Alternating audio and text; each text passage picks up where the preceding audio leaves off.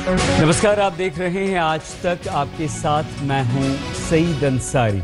हम आपको एक ऐसी तपस्या दिखाएंगे, एक ऐसे साधु की यह तपस्या है जिसे देखकर आप हैरान रह जाएंगे। बिहार के गया से नवरात्र पर आई है माता की भक्ति की यह अनोखी तस्वीर। यहां मां वैष्णो देवी मंदिर के एक पुजारी ने अपने सीने पर स्थापित किए हैं 30 कलश।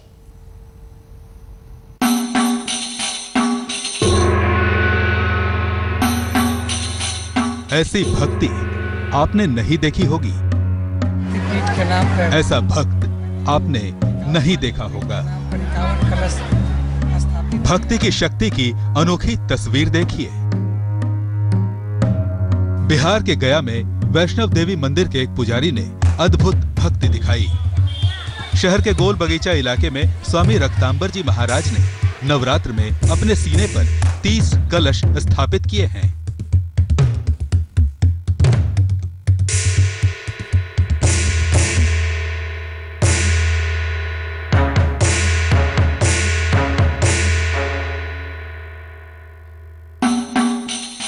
इन तस्वीरों को देखिए, कैसे स्वामी रक्तांबर ने अपने सीने पर कलश स्थापित किए हैं।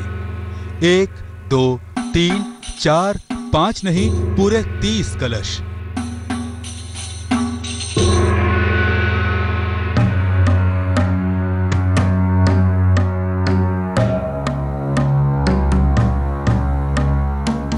स्वामी जी खुद जमीन पर लेटे हैं और उन्होंने पहले अपने सीने पर जौ उगाए और उसके ऊपर एक के बाद एक 30 कलश स्थापित किए।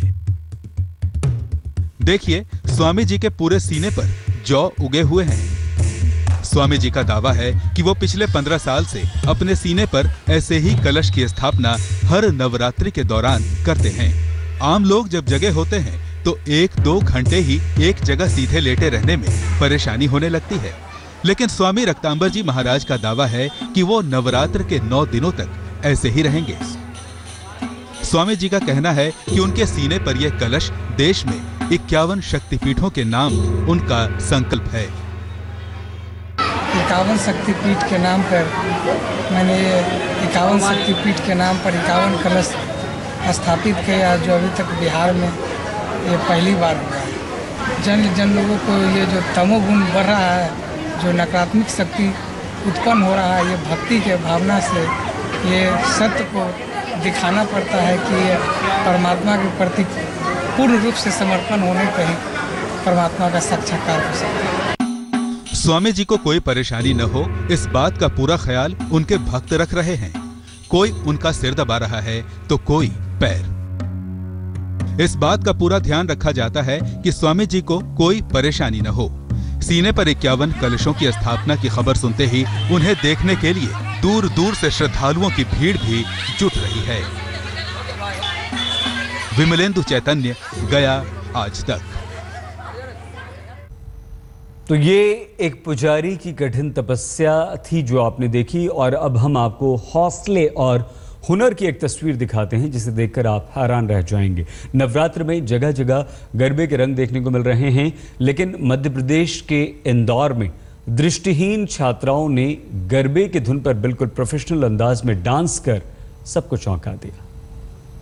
3, 4, 5, 6, 7, 8, 9, 10। सजी धजी लड़कियां, हाथों में डांडिया और संगीत की धुन। लयबद्ध तरीके से म्यूजिक के साथ एक जैसे स्टेप,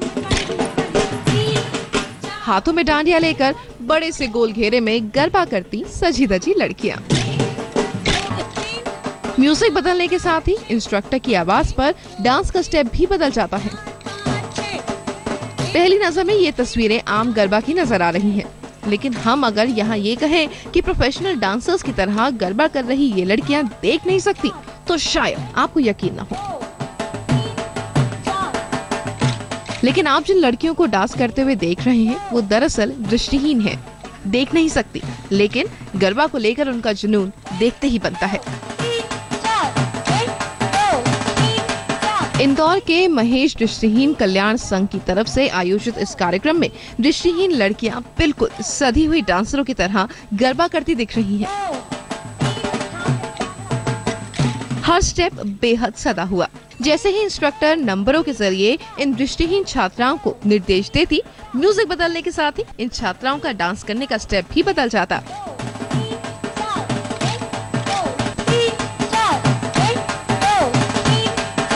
इन्हें दिखाई भले ना देता हो, लेकिन ये डांस की बीट को बेहद कुशलता से महसूस कर सकती हैं। 3, 4, 5, 6। नवरात्र में भक्ति और गरबा के लिए कुछ दिखाई देना जरूरी नहीं।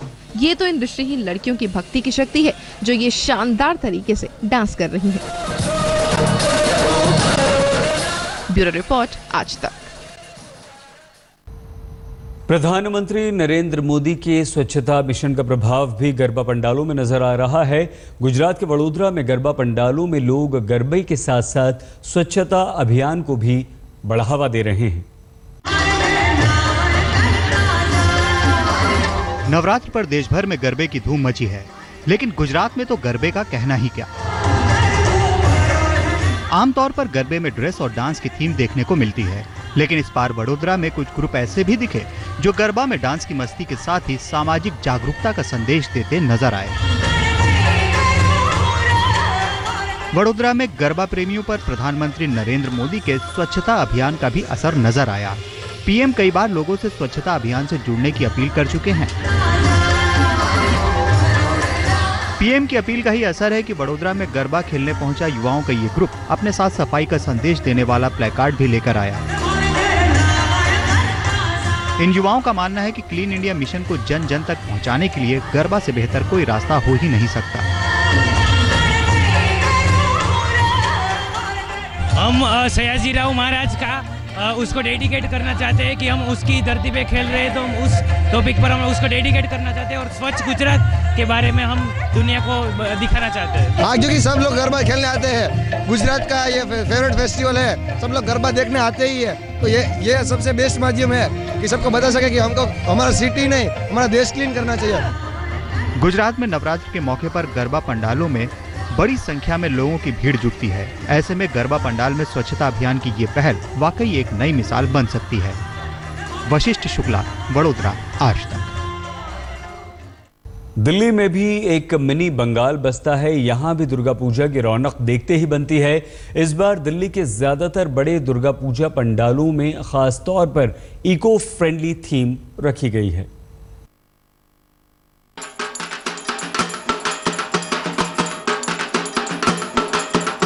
दिल्ली में एक मिनी बंगाल भी बसता है, चितरंजन पार्क, जहां दुर्गा पूजा एक उत्सव नहीं बल्कि हर शख्स में समाया पूरा दर्शन है। चितरंजन पार्क के ब्लॉक में सजता है मां का सबसे बड़ा दरबार, जिसकी खासियत होती है थीम। इस पंडाल की सजावट थीम बेस्ड होती है, जहां इस बार ग्रामीण बंगाल की झलक दिखेगी। जूट, सुपारी के पेड़ की छाल और बांस की कमचनियों से सजा है पूरा पंडाल। मां की पारंपरिक एक चाला प्रतिमा भी यहाँ की खासियत है। यमुना में इतना पोल्यूशन करते हैं, ये होता है, तो हम इसीलिए इको फ्रेंडली पंडाल पे जाते हैं। सो आप देख सकते हैं यहाँ पे हमने जूट, थैच और एरिका नट्स के बाग को यूज़ किया है, जो हम भोग और प्रसाद में भी यूज़ करते हैं। दिल्ली के सफदरजंग के मातृ मंदिर में भी दुर्गा पूजा की अलग रौनक रहती है। इस बार यहाँ गो ग्रीन थीम दी गई है।